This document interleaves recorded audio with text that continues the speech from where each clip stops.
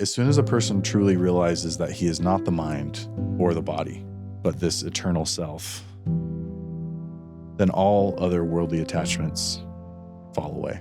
Nowadays, we have an opportunity to have these truths more readily available to us. And these truths will help you be the break of the chain in this pattern of problems and things that you've seen. I want to be the one who stops that forever. I want to be the one who changes this forever. Most people, they ask the right question and they take that journey, but then they just park their car in there. They're like, it didn't work. Nothing happened. Mm-hmm. You now have to then go and knock on the door. Acting on emotions as guides to truth. Stillness. Surrendering to what is. Seeking. Using my gifts with purpose. Light. This is the emotional blueprint.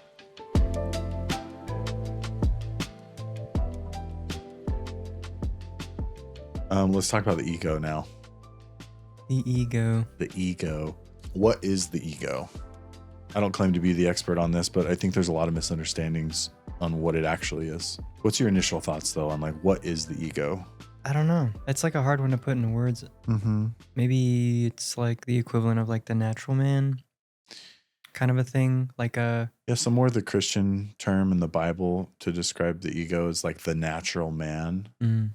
I tend to be drawn more towards that than the word ego. And this might just be my personal preference, but in Buddhism and other Eastern teachings, they talk a lot about the ego as this like evil part of us that is innate. It's almost like this separate evil spirit inside of us or something. I do think that there's some truth to that.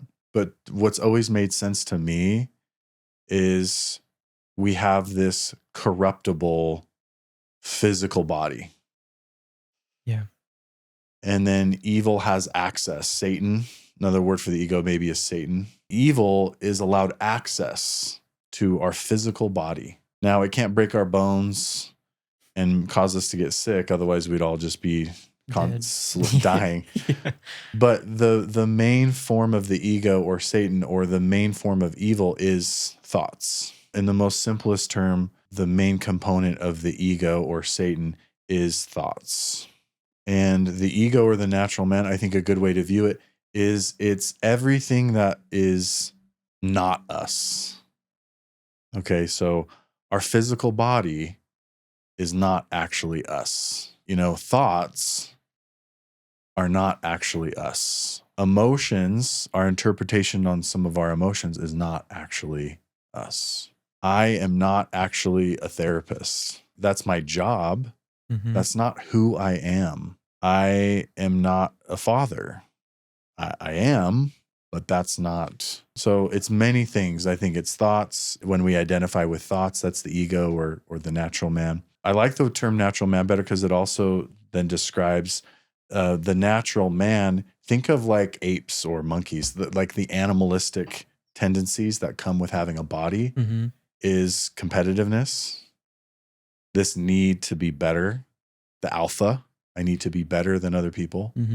That's the animalistic part of the natural man. So in Buddhism, the ego, I guess that does kind of check out as I'm thinking more about it, this evil part of us or whatever, but it's our body and the tendencies of our body. Sex is a natural tendency. It's the seeking to be more than other people.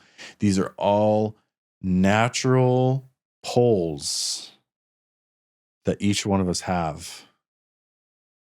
And if we're not aware of them, if we're not living in presence and in spirit, they will take over.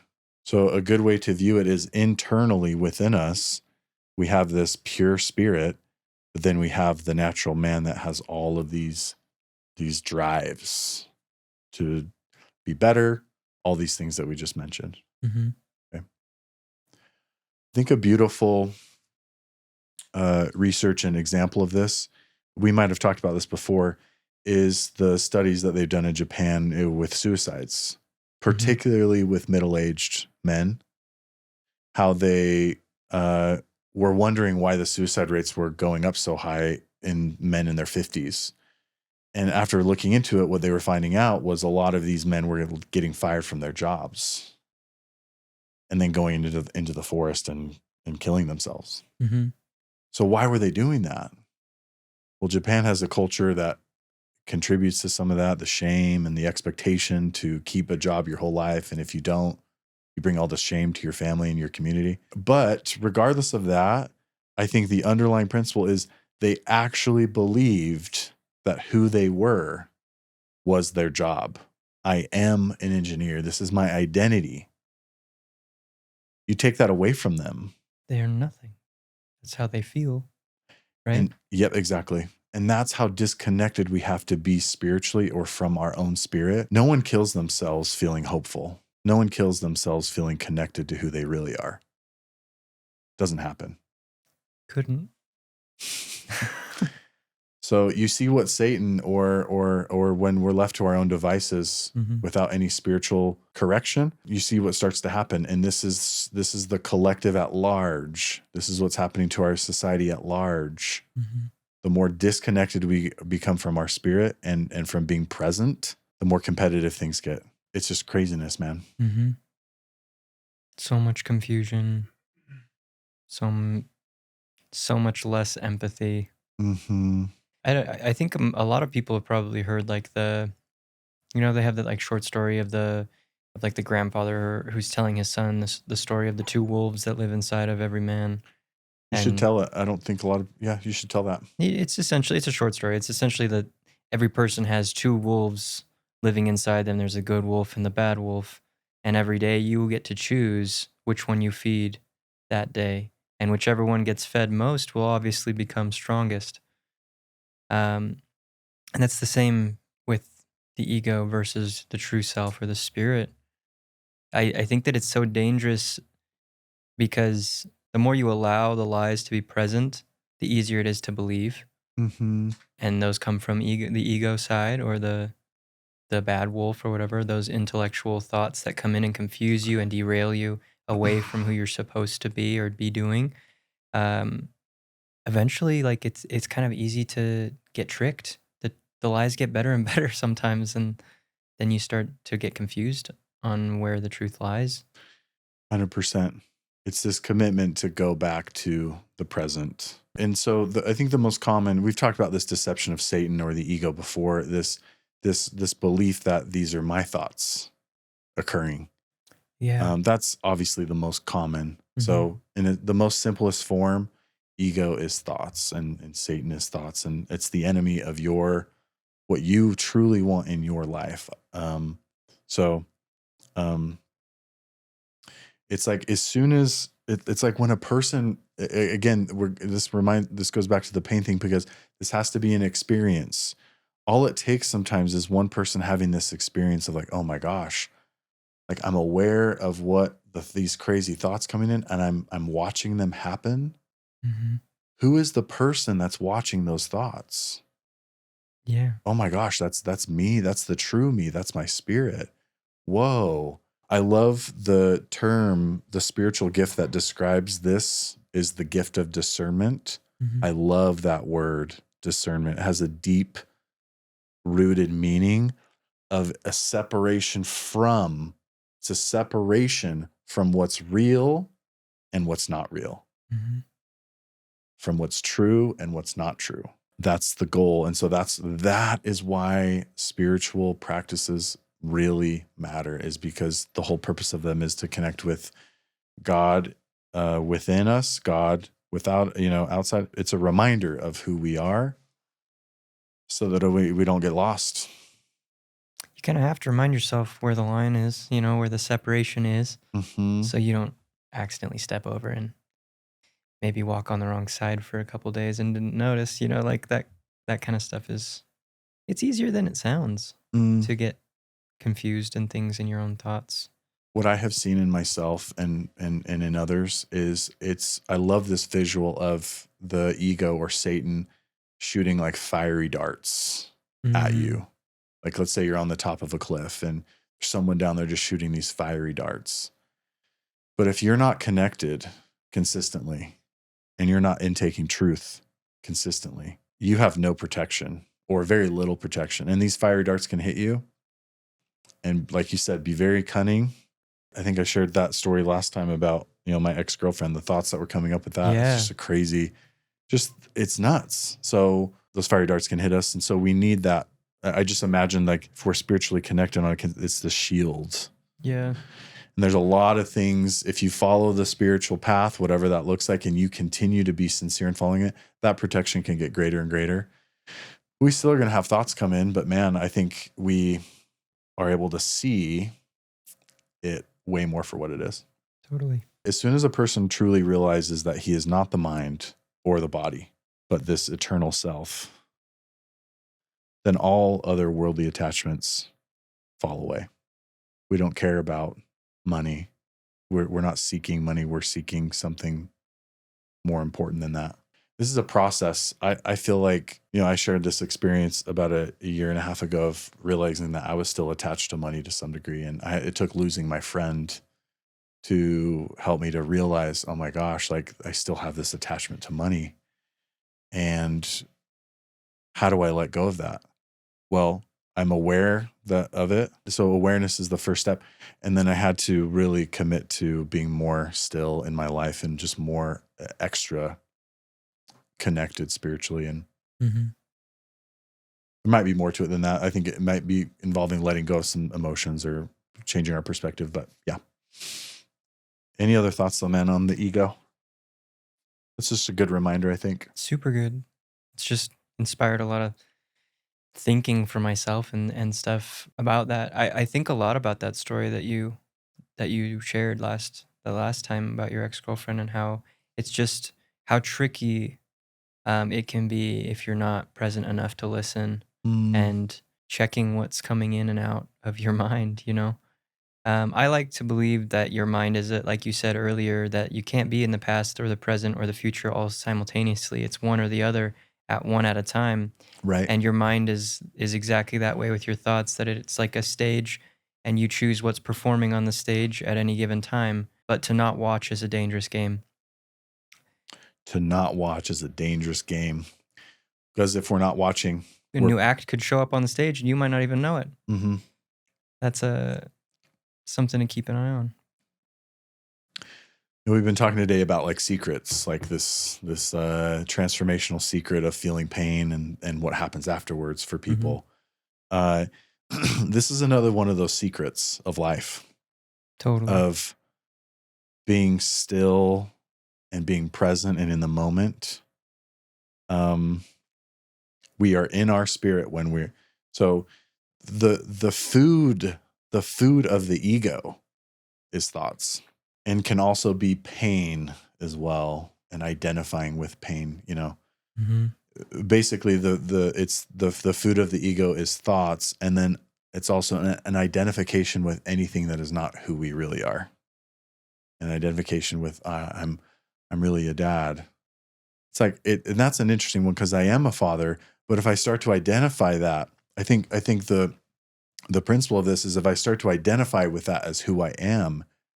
Anytime our identity is based off of something that can change. Exactly. Our identity, our worth is also going to change with that. Mm-hmm. And this is, and I don't want to say it makes it more likely to happen. But this is when people experience loss.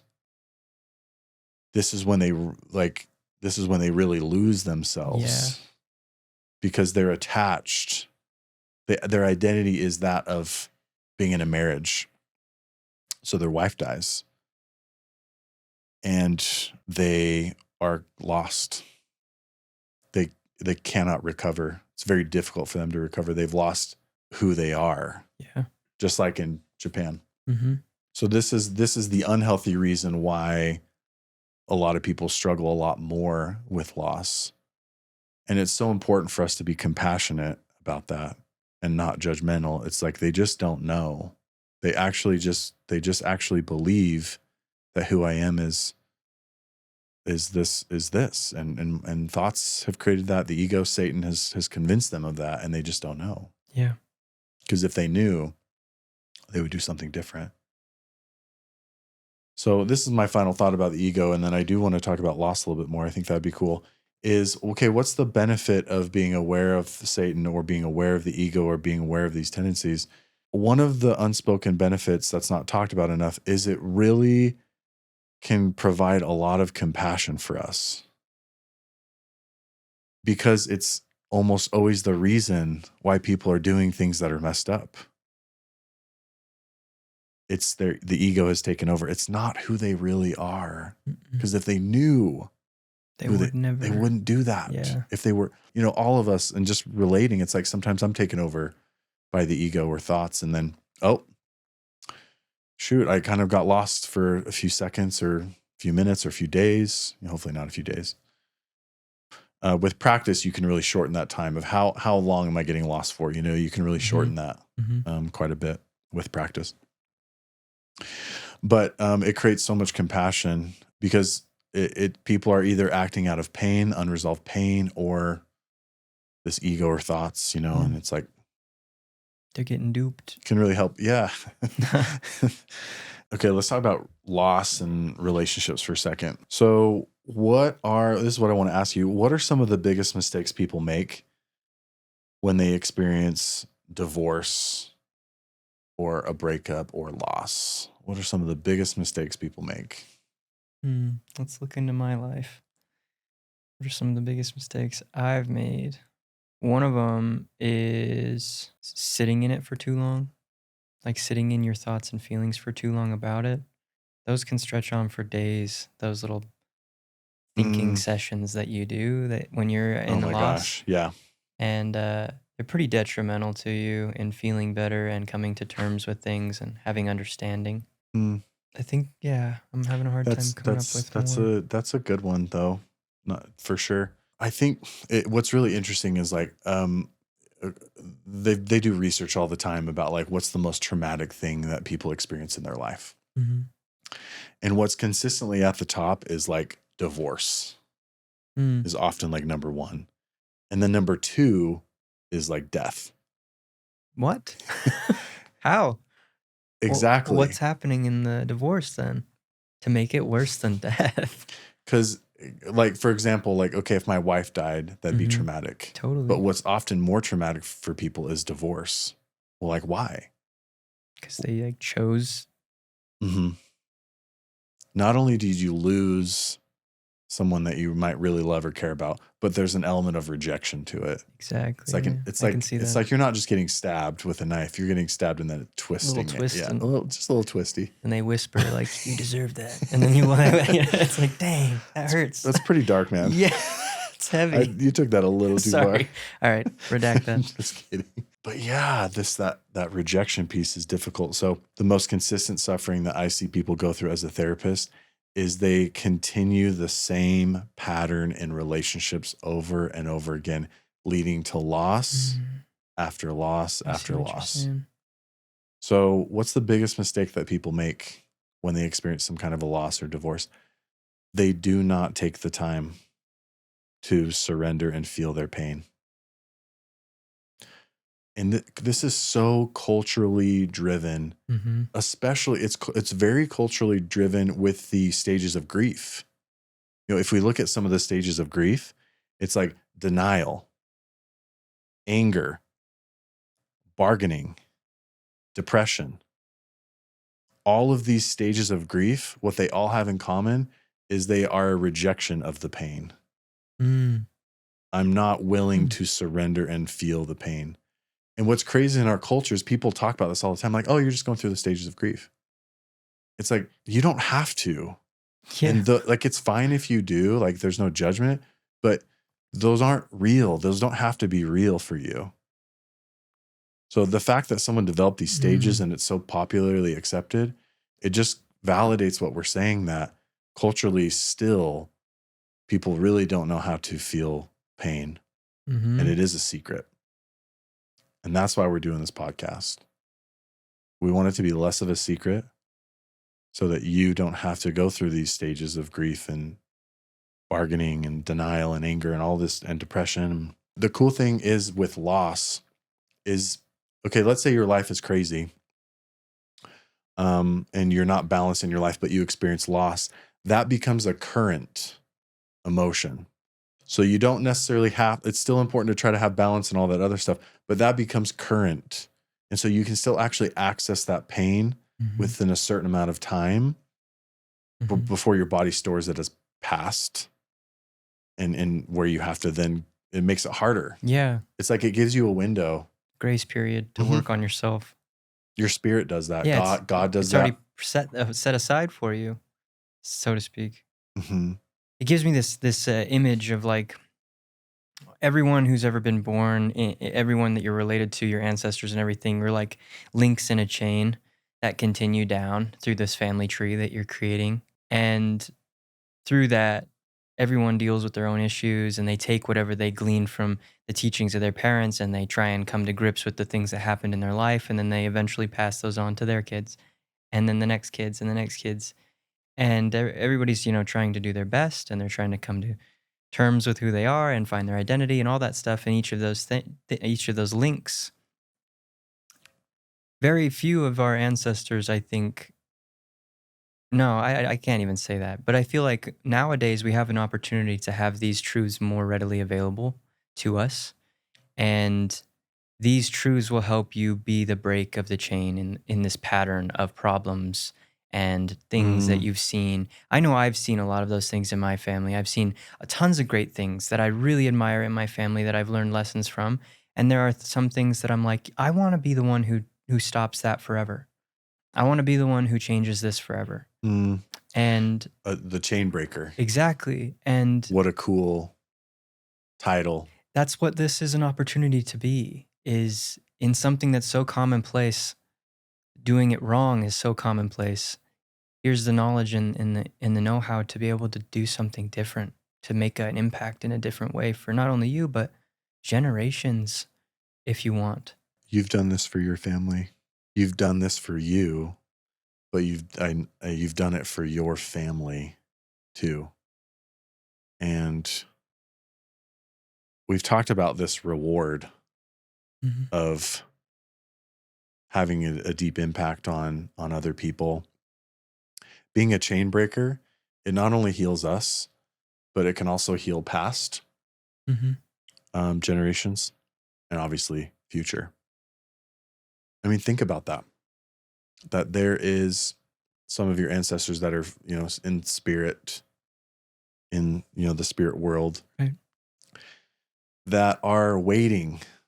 Like they can't fully let go of this pain until somebody breaks the cycle, because it started with them, or it started, it continued on through them. And to some degree they are waiting. I wouldn't say fully, but to some degree they are waiting to fully feel at peace about that. Yeah. And it takes a chain breaker to do that. So be the chain breaker in your family or in your life. It's really cool though what you're saying. That process, taking care of the present, will heal the past in the future. In more ways than one, right, and in many other people. Guys, we're not just making this stuff up. This is a very real, again, if we could see it spiritually, we will when we die, but through meditation and seeking and prayer, we can know these things and feel them. Kind of like my experience I shared earlier. It wasn't a physical experience, but it was more real, feeling this spiritual hug. It was more real than anything I've ever experienced in my life. And it was just beautiful us talking about this and being a chain breaker, and how you've felt that past ancestor. I just know you, and I know you felt that, and it brings joy to your soul. It's how happy are we to be able to see someone let go of something that they've held on to for hundreds of years. Exactly. Whoa. Be at peace. You like what?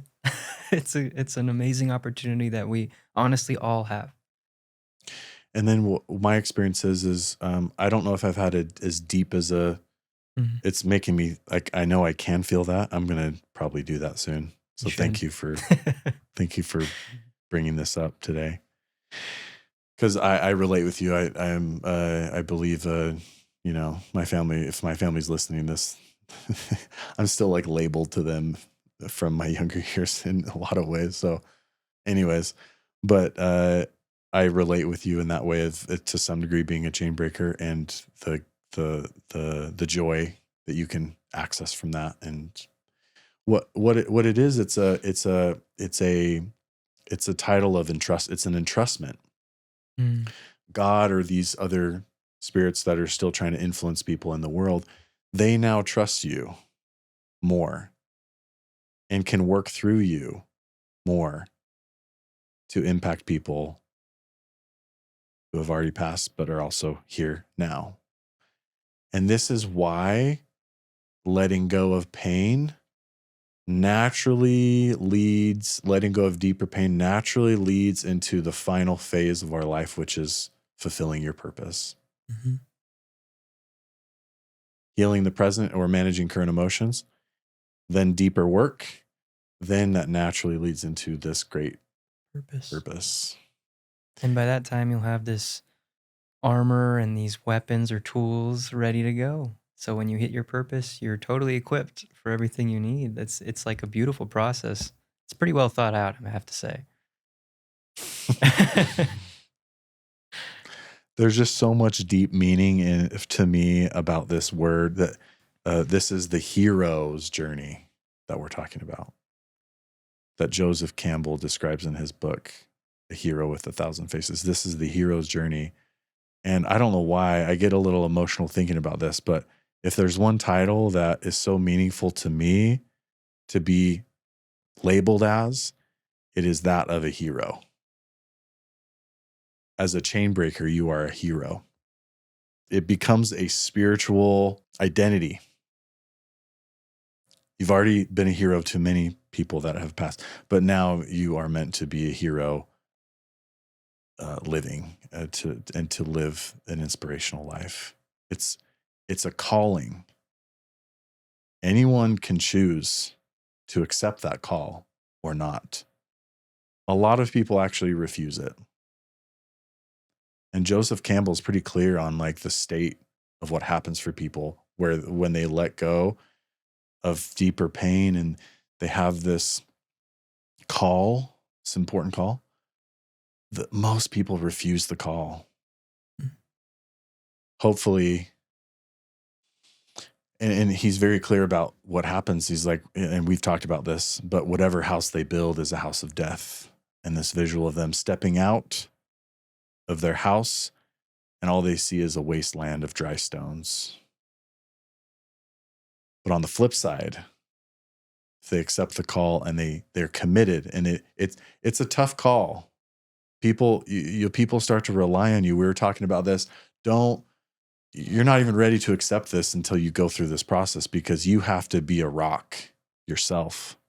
Because people are part of a hero is a hero saves people. I don't know if that's the right word, but he really impacts people. But then he also lets people down. And that's part of the hero's journey. We can't be a hero for everybody or whatever. That's not our calling anyways. But my point is like people are start to rely on us more in a family setting, in a community setting, this calling of a hero. And we have to be solid to be able to withstand. It's not easy, very rewarding, but yeah. You got to be built a little bit tough to be a port in a storm for somebody else, like you got to be built differently. You have to be. With this emotional work that we're talking about. It's such a foreign thing.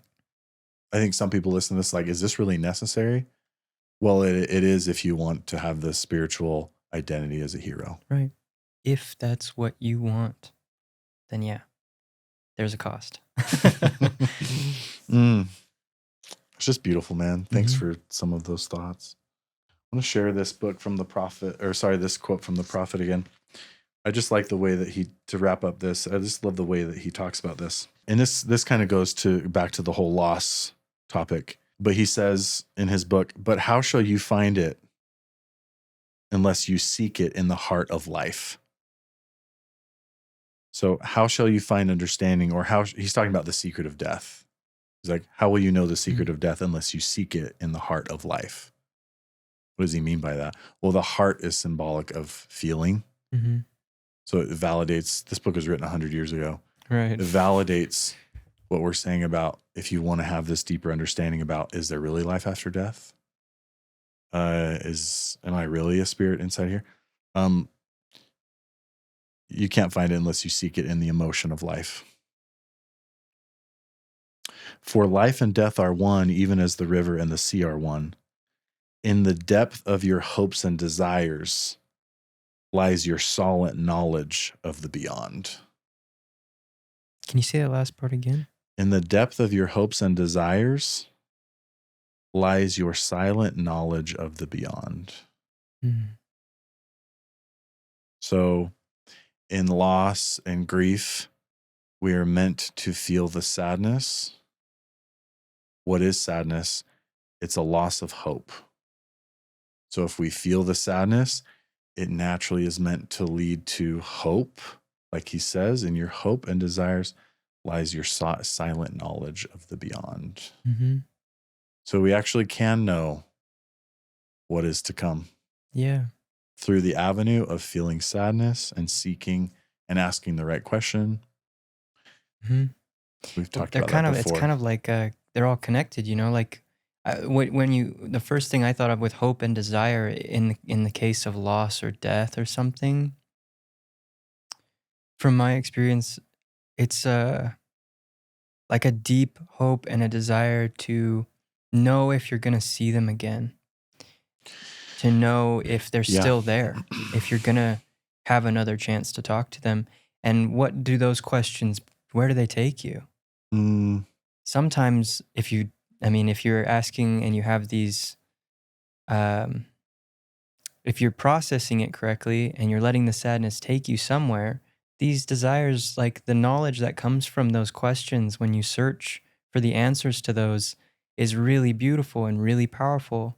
I think that's really cool that he wrote it like that. It's beautiful.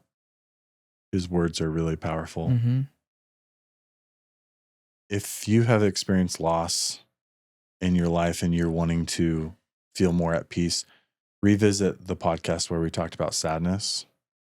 But just to give a reminder, feel the sadness. That's the first step. Let it, you have this window like we've talked about. Allow yourself to feel it.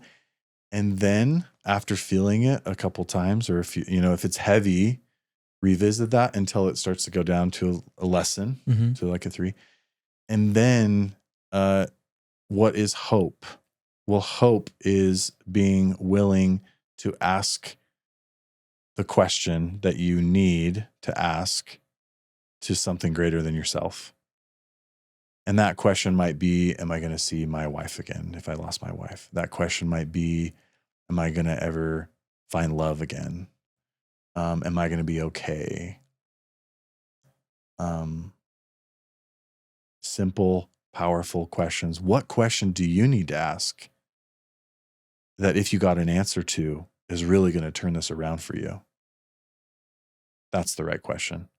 And I promise you that an answer is waiting in silence and tranquility, like we've been talking about. If you're asking the right question, if your desire is sincere, if you're directing it to a pure source, I recommend God or nature, but I don't know everything. So, those are 2 that I know work with, my clients and myself. So take that for what it is. And then the key is take it one step further by visualizing the experience. This is so uncomfortable for some people. Like, wait a second, I'm asking God as an example if I'm going to see my wife again. And you then want me to visualize God in the room and actually talking to me. Isn't that a little silly? Isn't that me just creating the experience? Yeah, it is.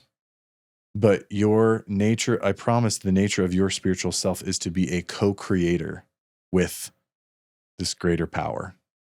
So you're tapping into that Mm-hmm. co-creation, and God or nature will take over, and it'll be a real experience. And how do you know if it's real? You'll feel this peace. You'll feel some positive emotions that confirm the truth of what we experience in our life.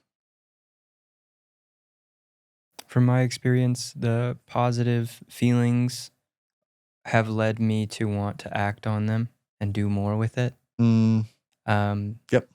That seems to always be a thing. I know that that's something that you gave me counsel on when I needed that, and it brought me to a very positive place where I was able to influence for good instead of just be influenced. Doesn't it feel so awesome, man? It Living does. that right now. Yeah. You've experienced loss in your life.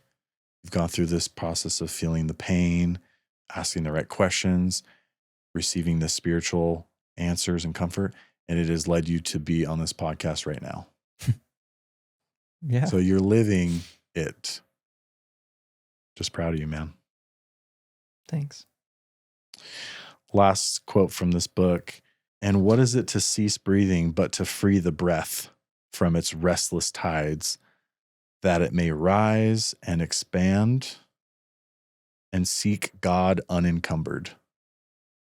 What a beautiful way to describe what happens when we die. Our spirit leaves our body, it rises and expands and seeks God unencumbered. And when the earth shall claim your limbs, then shall you truly dance. And when the earth shall claim your limbs, then shall you truly dance. How is he saying these words with such confidence? Well, Kahlil Gibran 100 years ago, might be here in spirit maybe, is speaking this out of the wisdom of his own experience. Again, this is the truth that I have experienced, that when the earth claims your limbs, when I've lost close friends, they're dancing, they're happy, and they cannot wait to be a part of what you have going on and to be a part of this hero's journey for you. And their joy is your joy. Mm-hmm.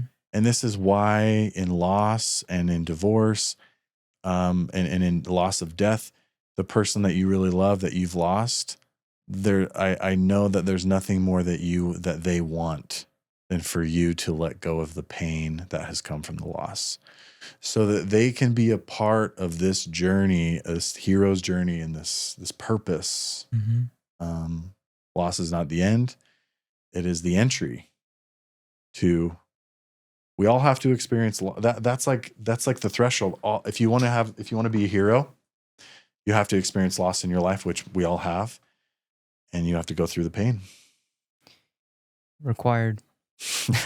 Requirement. I want to just wrap up the whole loss thing. We're going to finish by talking about codependent relationships, which is so random based on what we're talking about. But we'll weave it in. But what I don't think is random is something that has had a big impact on me. Is I have this beautiful person that I've been talking to lately, and she's so sincere at seeking God and seeking spiritual answers. And she comes in and she's frustrated and it's difficult, but she's doing it and she's not going to give up. Just such a beautiful spot to be in. She has helped remind me of this, one of the most popular biblical sayings, which is, ask and you shall receive. Seek and you shall find. Knock and it shall be opened unto you. For he that seeketh findeth, and he that knocketh it shall be opened unto him. What has been a revelation for me is I've always thought before that these are all just kind of the same sayings that describe the same thing. Mm-hmm. I'm like, God's almost like, homie, you know that's how I don't work. And what's been revealed to me that has been so eye-opening and has impacted me lately is these are 3 different steps. Ask and you shall receive. Okay, what's that? I think that's pretty slow. That's like prayer or asking the right question, kind of what we've been talking about. Mm-hmm. Seek and ye shall find. What is seeking? Actively looking for. something. Mm-hmm. That can be driving up to the mountains to have this important experience of getting an answer to your question. Mm-hmm. That can look like reading some sacred texts. It's an intentional act. This last one is actually the key, and I believe it's the most misunderstood, which is knock, and it will be opened unto you. I want to get your thoughts on this, but as I share a thought, think about, okay, just to use this visual of like, okay, God's up in the mountain in his house, or Christ is up in the mountain in his house. He's always available in that space. But we have to know what question we're going to ask when we go up there. And we have to drive our car. We have to seek. We have to make that trek. It might be a little difficult, might take a little bit of time, but we make it up there.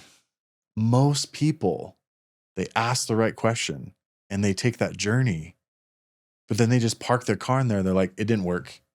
Nothing happened. Mm-hmm. You now have to then go and knock on the door. I love this visual of going and knocking. It's that extra little bit of effort. It's that extra little bit of submissiveness. Knocking on someone's door is actually pretty vulnerable. Exactly. Yeah, that's what I was thinking. It's like, that's committed. I don't, how long is it going to take for them to answer? Like, are they going to be weirded out that I'm here? They're just going to watch me on their Ring doorbell? Like, what are they doing? Yeah. So it's an act of submission. And it's also an act of, we could call it faith or extra effort. To me, the most simple way to describe this is a visualization. Being a co-creator. There's so many ways to knock. In the world we live in now, it just seems like one of the most relatable ways to do it is the visual. There's always been two groups of people in religion and spiritual groups. Ones that know, K-N-O-W, in their mind, the truth. And then ones that G-N-O, gnosis, that know deeply the truth. And the knocking and it opening unto you is the G-N, it's the deeper knowing. It's the experience. I love what Christ said when he's talking to his followers. He says, who say ye that I am? Some say that you're a prophet. Some say you're this. And then one of the apostles, I think it's Peter, he says, you're the Son of God. And he says it from a place of gnosis, G-N-O. And then the Savior says to him, blessed are you, Simon Bar-Jonah, for flesh and blood hath not revealed it unto you, but God. Mm-hmm. Okay, so talking quite a bit. I just think the visualization, there's so many, I'm sure there's other ways. That's like my go-to, and that's what I see work for so many people. Mm-hmm. But it just makes it so real. And it's that extra little bit of like, I'm not going to just sit here in the car and wait for Christ. I actually believe that if you sit in the car and you just are waiting out there long enough, I think eventually God's going to be like, hey, you've been out here a while. What's knock up? on your Like, window. okay, yeah, come in and let's talk. And that's fine. Yeah. That's most people's like religious, you have to wait. You have to wait all this time. You have to be patient. I certainly acknowledge that in some cases, but man, it's another secret. Secret number 3 today. If we're asking the right question and we're seeking and knocking, there he is. There it is. There we are. It's like magic. It's a superpower. We get taught from, the master consistently. My experience is sometimes I ask questions that I'm just, the visual that I've experienced is sometimes, in my case, it's Christ will just smile at me. Like, okay, yeah, I'm not supposed to know that. Or, yeah, like, okay, I can't know everything. Like that's, I get it. That's fine. I think that a lot of people get hung up on how they're getting responses to this seeking and knocking. I think it can be easy once you've driven, you drive all the way up the mountain and you wasted a quarter gas to get there, and then you park and it's cold and, you know, he can only see you for 5 minutes. That might be disappointing to some. Or maybe he doesn't answer right away when you knock the first time. You got to wait a few minutes. I think that it's just something that you can't call how you're going to get a response or how those things will be answered in your life. I don't think you should have expectations, but it's always worth the trip. Always worth the trip. We're saying this from a place of experience. For me, it's always worth the trip. For you, you got to experience it. Mm-hmm. And I love what you said, man, of like, sometimes we do have to wait. I don't want to discount that for sure. But if, the waiting is really valuable sometimes, because it's like, it causes like, okay, am I really asking the right question? Even if we're not meant to have an answer, my experience is that when I knock and I visualize, like, I still get an answer that I'm not supposed to have an answer. Mm-hmm. Like Christ doesn't, God doesn't just leave me hanging. Exactly. The smile happens, or like, okay, come on, my friend, like, just be patient, take a step back, it's an answer still though. Yeah. So I think that we're meant to have that kind of, think about it. How close of we're meant to have this really close relationship. How close of a relationship would we have with this greater power, God, nature, is if, every time, like, think about a relationship that you have. How good of a relationship would you have with someone is if every time you texted them or called them, they didn't respond for 2 months. That's not a great relationship. It'd get kind of frustrating after a while. It's frustrating, and you'd be like, do they even really care? Yeah. And unfortunately, that happens for a lot of people. They become a little jaded, like, it's. I might believe in God, or might believe in this greater spiritual, but it doesn't. He doesn't do what some people claim he does for them. Knocking, all of these steps are important, but the one that is often I see left out is the knocking. In the 1828 Webster's Dictionary, the definition for knocking is surrender. In 1828. Wow. It's kind of cool. That is cool. Dude, thank you so far, man. This has been really meaningful to me so far. Just good reminders, I think that's when we're talking about what we're supposed to be talking about is me and you feel this accountability to, like, a reminder, like, we need to be doing this, and make sure keeps us accountable, Totally. And wherever you're at in this journey, it's a call. It's a call to we can always do better, even if we've rather than saying I know the truth or I've found the truth, we really should be saying I found a truth. We don't have it all figured out. So it's just good. Thank you. Yeah. Okay, we're gonna wrap up by talking about codependency. With no clear connection to anything else that we've been talking about, just a random bonus topic. Yeah, this is a wild card just to pulled up. wrap up. Most people, to some degree, are in a codependent relationship. How can somebody tell if they're in a codependent relationship? At some point, they need to have the other person's companionship in order to accomplish things or whatever. Mm-hmm.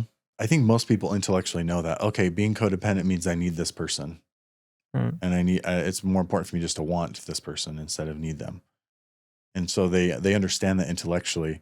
Let's talk for a second just about what that actually looks like playing out, so you can take a true inventory rather than just an intellectual one. Okay, so how high are your highs? But more importantly, how low are your lows when your partner is struggling? I'm all about being supportive and being there with people, but if my partner, if my wife is really struggling emotionally, and that affects my ability to function or to work or to go throughout my day, It's a code. It's a sign of codependency. That's codependency. Yeah. No, don't get me wrong. Let's say my wife goes through something difficult and Right. I feel sadness for that. Like I'm not talking about that. I'm talking about like, we should be able to have some kind of a grounding in ourselves when our partner's struggling. And it's so important because we can't lift someone up if we're down in the hole with them. And which is we've talked about before, that's the negative side of being in a codependent relationship, is that doesn't really help people. Mhm. If you're stuck in the mud with them. So that's a really good, like, how low are the lows for me, like how much does that affect me consistently? It's like a good gauge. Mm-hmm. You know what? This would be good. I actually asked ChatGPT about this, and I think a couple of these were really good. You feel responsible for their emotions. So the difference between like I'm supporting them Mhm. versus like I'm responsible to fix these problems For them. Yeah. Okay. You struggle with setting boundaries. You say yes when you really want to say no. This goes back to the lows thing, but your self-worth is dependent on their approval of you. What they think of you, how much does that affect you? It's important to consider what they're saying, but how much does that affect us, kind of thing. Totally. You ignore your own needs. For the other person. Yeah. Okay, so what needs are we talking about? Nothing should consistently come between these needs. Your need to be spiritually connected and to feed your soul and having these set spiritual time every day. Physical exercise is also important. You got to take care of your body. Mm-hmm. Those are the big two. Those are those are the spirit and the body. And then an extension of that is the emotional check-ins. If you're letting your partner come before those things consistently, you might just not be aware of how important those are, but technically you're engaging in codependent behavior. Yeah. Mm-hmm. I feel like all those things make a lot of sense. Like, yeah, they're not like when you hear it, you're like, yeah. Yeah. Let's talk about this visual. And then I want to ask, why is it so important to be aware of if I'm in a codependent situation and then to change that? Most people that are codependent, they, to some degree, they're putting the other person before their own needs. And so a lot of times the other person doesn't have motivation to change that unless they are seeing clearly how it's affecting the other person. Yeah. So I just love this, man, of going back to this book, The Prophet, Kahlil Gibran. We were talking about this. The oak tree and the cypress grow not in each other's shadow. Just think of that visual. Too much shade, and this is true about cypress trees and oak trees, too much shade can lead to slower growth and weaker branches. Okay, what does that mean? Well, when we are investing too much into the other person, we are actually limiting their growth. Making it too easy for them. Mm-hmm. They need to know what it feels like to fall off their bike and hit the pavement and to feel we must know pain. Mm-hmm. They must know pain. We're robbing them of being able to get stronger and to learn from their pain and do what we were saying earlier. Totally. We swoop in. We see this a lot with parents and teenagers. Teenager fails the test. The parent swoops in with a mattress underneath them falling off their bike. And then it's this cushy fall. And they're like, no, they need to know what it feels like to fail. They need to feel that pain. And what I love about this leads to slower growth and weaker branches. Branches in nature of a tree are often symbolic of someone's or the tree's ability or someone's ability to reach out and to give. Those branches become weaker for them, meaning you actually investing too much into your partner means they are actually unable to invest as much into you, which I know, codependent human, you don't want. We limit their growth. Their branches become weaker. Becomes harder for them to connect in meaningful ways. This is happening. So go ahead. Talk about what's happening in the world and the disintegration of our community. Codependency is a huge part of that. Just thinking about that, codependency is probably a big reason why we have a lot of those problems in relationships. I know I've seen that as well. And something that I really appreciate in that section of the book is that it says very clearly that the oak and the cypress cannot grow in each other's shadow. And we know what the reasons are now. Mm-hmm. I love that right before that, he gives you a picture of what it should look like. And he says, you and your partner should be as two strings on a lute that play in harmony but separate. Or they're two pillars of the temple that stand separate from each other but both uphold the roof of the house. I think that that's like such a beautiful, positive way as well. Like, you should know what the negative effects of codependency are, and then look at what non-codependency looks like.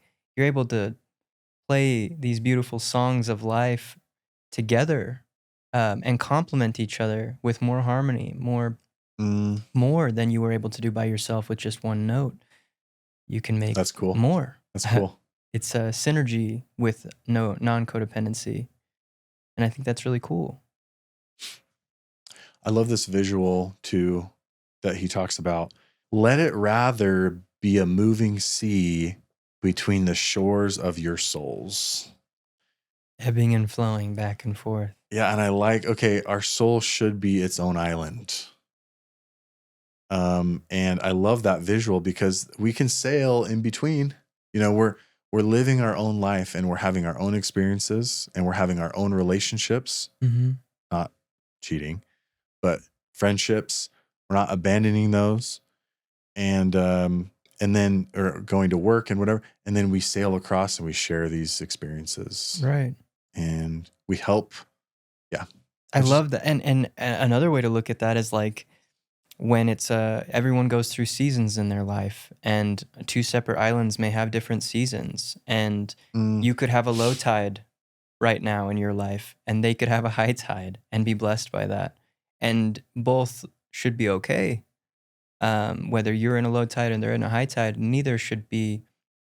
You don't have to be in the same season together. And I love that it's like you can trade back and forth between who's dealing with stuff and who's not, and it's okay. So awesome. I think the last thing before we wrap up is just like, another way you can tell is if your relationship is maybe consistently just really stale. You might not be having enough meaningful experiences outside of the relationship to share and bring this like light and excitement and these experiences that really cultivate connection. How can I turn this around if I recognize that I am myself engaging in codependent behavior?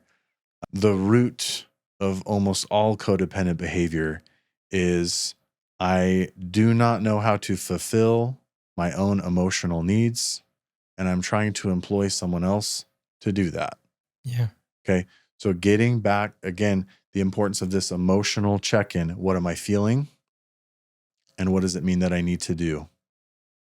It will tell you, loneliness will tell you that you need to cultivate more connection. And that might look like outside of the relationship.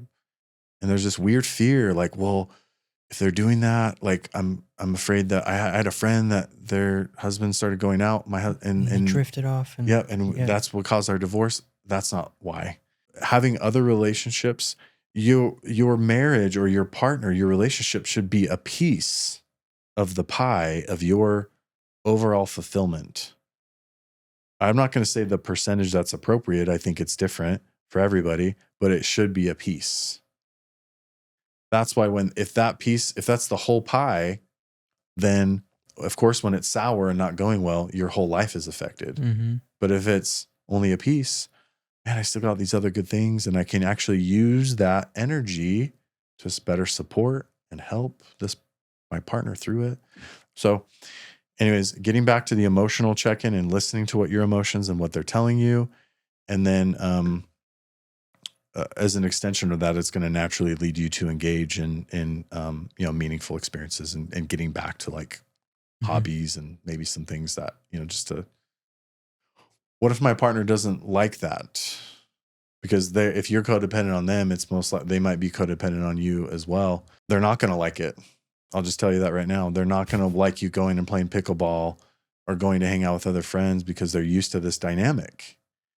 But you have to have the wisdom that, hey, and it's good to communicate this. Hey, if we stay in each other's shadow, we are not going to be able to grow and our branches will become weaker. And you don't want that. I don't want that. And so, we got to start. And there's balance with that. If you're listening to your emotions, you'll know, it's not appropriate for me to go hang out with the homies 4 times a week and let my wife put the kids to bed. Like, that's not cool. But once every couple weeks, once a week, maybe, I don't know. Like, if my wife doesn't like that, it's okay for me to say, hey, like, it's been a couple weeks. It's okay for me to do this. It's important for me to do this.